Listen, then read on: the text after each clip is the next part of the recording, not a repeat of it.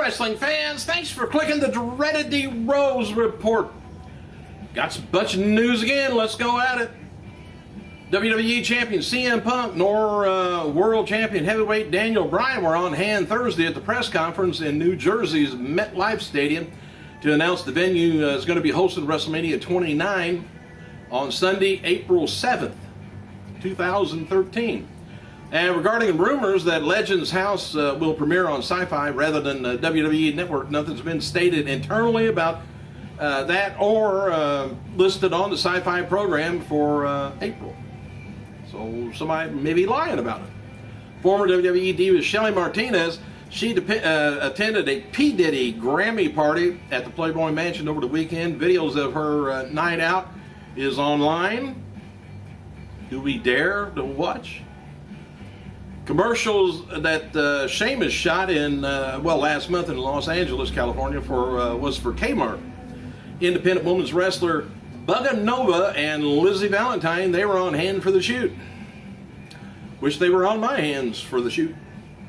WWE issued the following press release Thursday afternoon saying that WrestleMania to hit New York/New Jersey region at the MetLife Stadium. Week-long festivities to feature WWE superstars and WWE biggest event of the year at the home of New York Jets and New York Football Giants. So both states pretty much take pride in all this stuff because New Jersey Governor Chris Christie, as soon as he got done eating, and WWE announced today that yesterday now, that their annual pop culture extravaganza WrestleMania 29 is going to be held at the MetLife Stadium Sunday, April 7th, and events throughout the New York/New Jersey regions will be going on. All right. Anyway, it was reported months back that WWE was in the process of redoing some of their office space and grouping different departments together with each other, which means same payroll, same amount of people, but they're consolidating, making everybody do double their job. Joey Styles, and head of WWE's website, recently confirmed these reports when a fan asked him on Twitter if he works from home. He says, "I work in a newly renovated office space for TV Creative Magazine and .com at WWE headquarters." As noted before, The Rock is scheduled for the April 2nd, look like April 2nd show. Hang on. April 2nd, yeah, Raw Super Show. Anyway, the day after WrestleMania 28. It isn't confirmed, but it's believed The Rock's going to be starting to build for SummerSlam that night.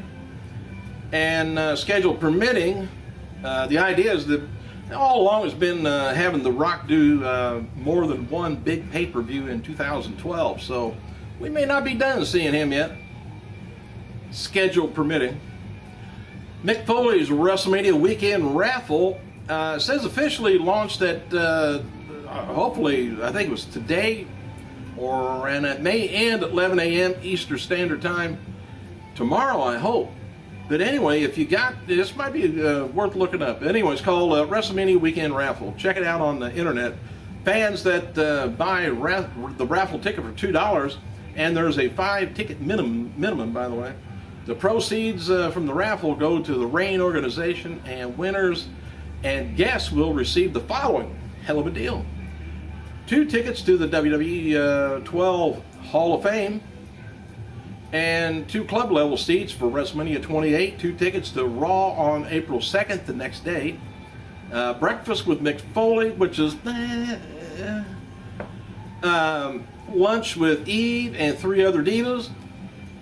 All right.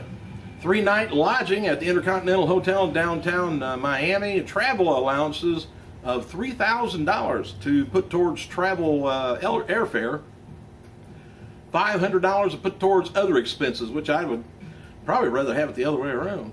Anyway, Rock has announced on Twitter that Journey 2 is the official Warner Brothers' second biggest opening of all times in China. U.S. Champion Jack Swagger noted on Twitter that WrestleMania is going to be coming to Brazil this coming May with shows in Rio de Janeiro and a few other places. And as noted before a few weeks back, this is very interesting. Please take notes of this. a few weeks back mentioned that Chyna is working on a new adult movie that would be a parody of WWE. TMZ has new details on Chyna's Royal Rumble inspired movie that just finished shooting. Chyna is going to be performing with nine males that all look like famous wrestlers, including, this gets me, the Iron Sheik, John Cena, Steve Austin, Ric Flair, Hulk Hogan, and her ex-boyfriend Triple H, and others. The Cena the Cena impersonator actually appears with one of the old school replica WWF belts, and TMZ contacted WWE for comments, but they didn't return the call. You puss. Go ahead, return their call. That's gotta be a guy. Anyway, I'll let you more on. I'll get it, and then I'll let you know reviews of it when it comes out. I think it's through Vivid. Iron Sheik, huh? Maybe Iron Sheik and B. Brian Blair will get together on. Anyway, former WWE star John Morrison is going to be doing an improv comedy performance at the Saturday night's main event comedy show, February 25th at Second City in Hollywood, California. Morrison recently spoke with Certain Jerk podcast about getting into the improv. I can't picture Mick Foley doing comedy or John Morrison, either one. Or Piper. Anyway, after The Rock wished John Cena a happy Valentine's Day on Tuesday, Cena responded on Wednesday night and hyped up to today's WrestleMania 29 press conference. The Rock wrote on Tuesday, says, John Cena, happy Valentine's Day, John. You may not be my girl, but I do consider you my bitch. That says boots to Cena's pink parts. Anyway, I'm getting a bigger kick out of it than you are. Man. So anyway, Cena replied, for those that didn't get the pink parts, thinking, maybe he once again is referring to my mangina. So I propose this, Cena tampons. He says, that time of the month you got the feeling bad, just put on a little Cena inside you. He says, he'll make you feel just fine. Champ packs, it says. Our Cena feminine wash, he says, tough day at the equator. Said lather up with the Cena on there and you can't smell you. Cena's all coming back with this. Said that little late night act kiddo says might be back in the morning show at the MetLife Stadium tomorrow. Said see you then, movie star. So anyway, they got done with their little high school stuff there on Twitter. Matches for today's WWE Superstars includes Oksana Maxine, taking on Maxine, Epico Primo taking on Morella, Alex Riley plus Mason Ryan finally showing up again to take on Jack Swagger, U.S. title champion. WWE story on Randy Orton's concussion from Monday's Raw is that he suffered a concussion with Daniel Bryan hitting with the world title belt, but this is likely just a storyline reason. During the match against Big Show, when the injury occurred, Orton could be seen getting up and his legs weren't steady. After delivering an RKO to Big Show, Orton got up from the RKO slowly and immediately grabbed his head. And I did look at, told you yesterday I was going to go back and look at it again, and it didn't even show Bryan actually hit Orton in the back of the, on the shoulder blades or somewhere like that, not in the head. But that was a horrible RKO he did on Big Show when Big Show was coming out of the corner. Or I think it was off the ropes. They had to redo it. And you could see people in the background laughing. And you could hear a real light, you fucked up chant. I tell you, man, fans are mean, cruel sometimes, especially whenever they say boring. I hate that. Anyway, backstage at Raw Monday, nobody knew Orton was injured, or at least they weren't talking about it.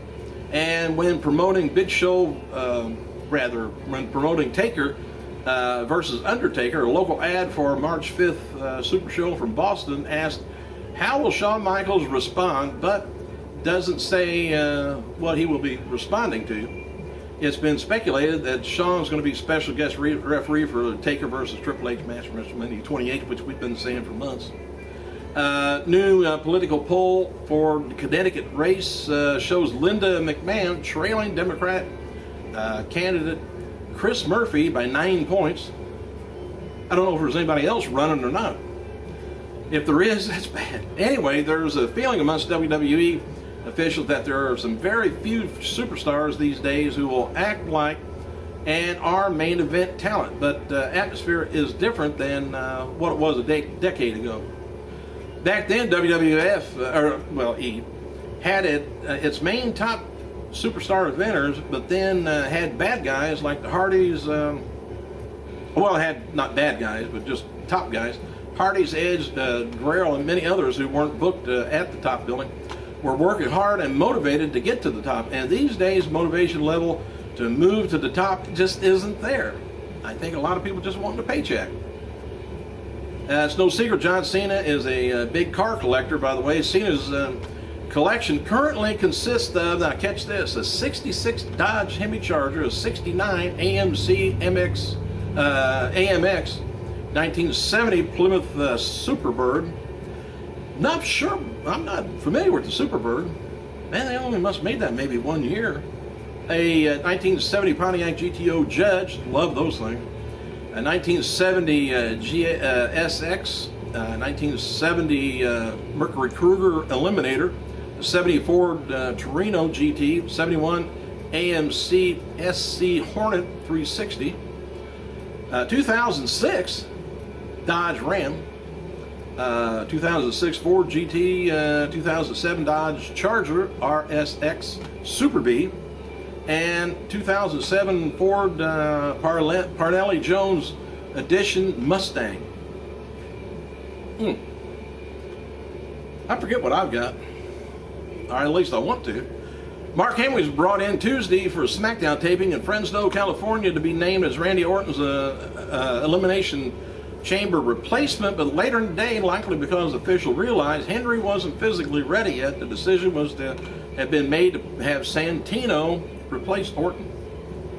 And several offices cut on February 10th were considered major and shocking. Jim Connolly, one of WWE's top executives, was released along with Florence DiGiorno and Dean Miller. Connolly was hired in 1999, considered a major backup player for the senior vice president of consumer products. Dean Miller worked under Connolly as senior. They're doing some house cleaning, is what it is. Former WWE superstar Gangrel turns 43 years old today. And on this day back in 2010, the final episode of ECW on Sci-Fi aired, and the main event of the show was Ezekiel Jackson defeating Christian in an Extreme Rules match to become the final ECW champion. And where's the belt?